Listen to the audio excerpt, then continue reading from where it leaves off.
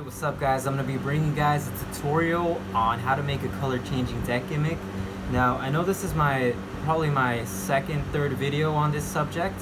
The reason why is I feel like my last video, I didn't really go too much into depth. So think of this more as a redub rather than me just trying to make the same video over and over.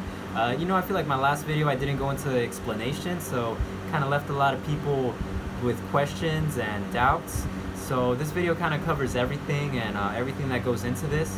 It's very simple, so I'm gonna just try to breeze through this.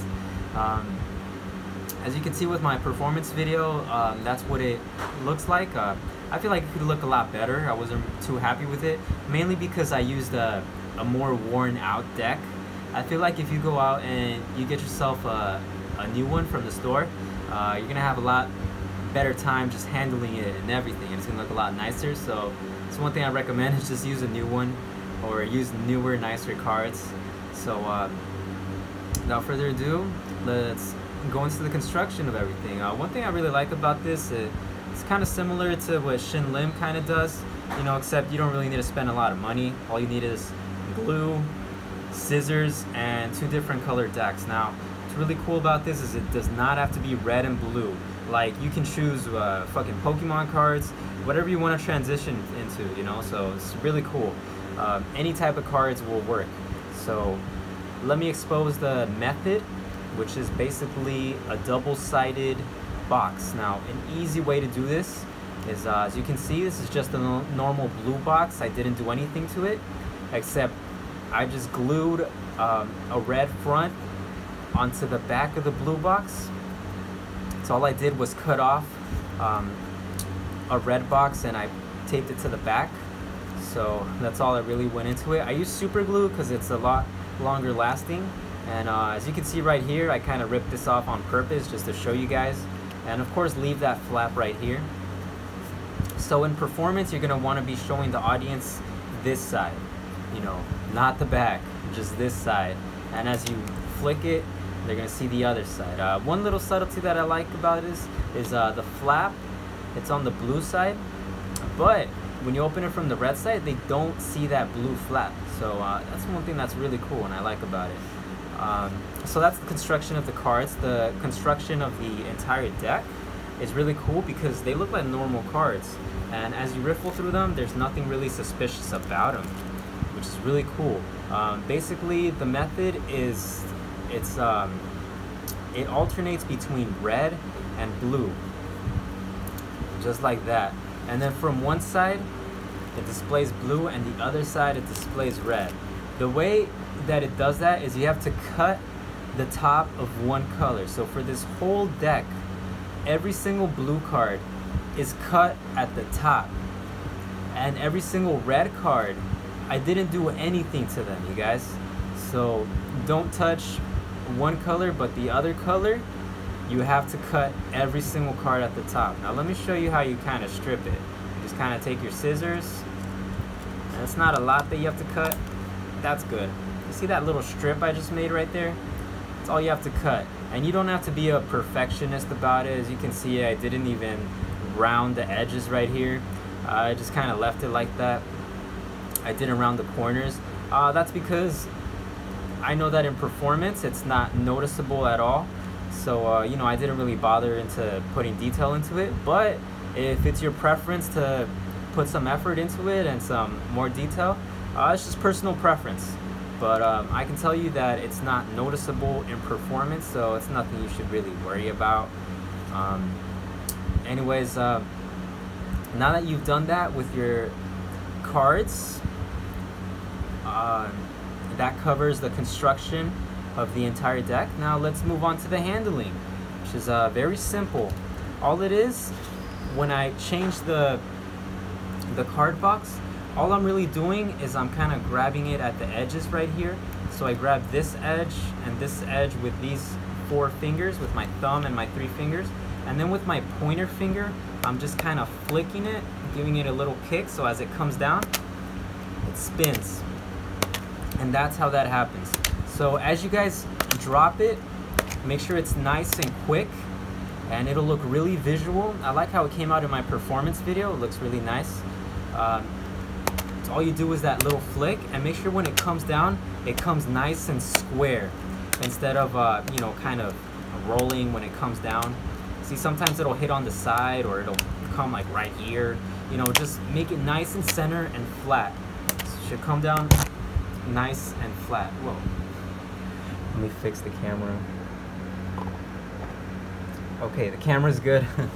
Yeah, make sure it comes down nice and flat. Man, I almost destroyed this video.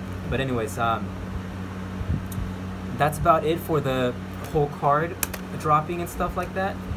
Again, you can use different colors too. It doesn't have to be red and blue. So you can get really creative and do whatever you want. Now let's move on to the handling of the cards themselves. It's very simple. All it is you take your 3 fingers right here, put them in the bottom, your thumb on top, and your pointer finger knuckle should be creating some pressure, just like this, kind of bending the cards. Not too much, you guys, go easy. You know, shouldn't be aggressive. And then with your thumb, you're releasing that pressure, and you're just riffling through each card. And of course, to do it from the other side, you do it from the opposite side and you get the other color.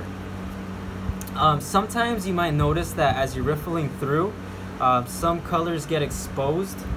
So I was having that problem, but I ended up stripping them even more, and I wasn't having that issue anymore. So make sure that when you're riffling through them, you know, like, see, look, you see how the red card got exposed? If you use a more brand new deck, you're not gonna have this issue. So that's why I recommend you use a brand new deck. The handling is just gonna be a lot nicer. You know, I wish I used a brand new deck, but you know, I'm just using old cards that I have laying around. So that's about it for the handling. Hope you guys can get that down pretty well. If you have any questions, just let me know. And then, of course, to change the color, you can either do a color change, which is what I do, just like that. That'll be on a separate video. But if you don't want to do a color change, you can simply just cut to the cards. Just cut from the bottom. It's okay. And then you cut to a blue card. So that's it. You guys can just cut to the bottom. And yeah, you can show that they've changed colors. Or you can just cut from this side. Doesn't matter. Yeah. Or you can display the cards as blue. You can show them from the faces, and then you can cut to a red card. Cut to a red card without the audience seeing, of course. Put it inside the box, and then change to the red color. And yeah, that's a really neat way to color change, especially if you're a beginner. So yeah, I'll be making a separate video on color changes. I should link one of my color changes that I've already put up for that. So yeah, you guys, just have fun. That's about it for the explanation. I'll be going over some routines that you can do. For example, you know, you're gonna wanna be able to transition from this deck into a normal deck that you can do normal card tricks with. So I have a few routines on that that allows you to transition from this deck into a normal deck.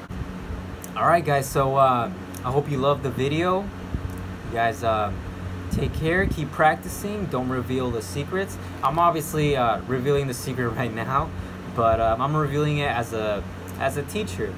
You know, when you go out and perform, don't reveal the secret, because these people are not going to use the secret for anything. They're just using it for curiosity. I'm teaching you guys this because I want you guys to go out and perform it on your own. So that's what I want you guys to get from this, is to be able to pass on the magic and not reveal it to anybody, you know? If I were to perform to someone and for me to just reveal the trick on the spot, it would take away a lot. It's kind of like when you go out to see a comedian and there's like someone like saying the punchline right before he gets to it, you know? It kind of ruins it for everybody, so don't be revealing the secret. Yeah, and I'll be linking some really cool street performance videos right here and here. So take care, you guys. You guys can help me out, subscribe, like, and comment. Helps me out a lot. If every person watching this were to at least give a like, that would help me out a lot. Anyways, take care, and I'll be uploading more tutorials. I have a lot of ideas. So comment, let me know what you think. I love you guys. Take care.